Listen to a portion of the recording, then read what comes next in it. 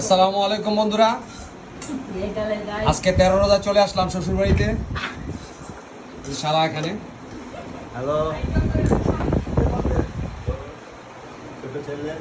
ওকে সবাই অধীর আগ্রহে অপেক্ষা করছে ইফতারের জন্য। ইফতারের আর কয় মিনিট বাকি আছে? 10 মিনিটের মতো বাকি আছে। এখানে শ্বশুর বাড়ির হালকা আপ্যায়ন আপনাদের সবাইকে দেখাই।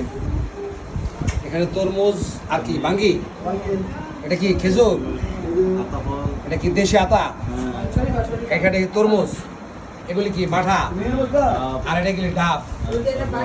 এটা কিসের শরবত?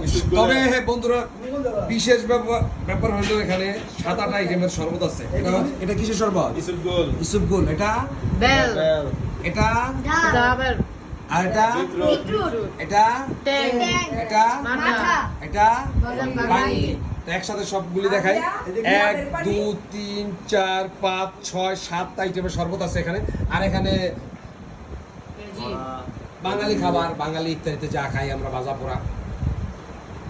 এখানে আনারস, ফল ফুল, এখানে জিলাপি। এই হচ্ছে আজকের ইফতারের আয়োজন মোটামুটি।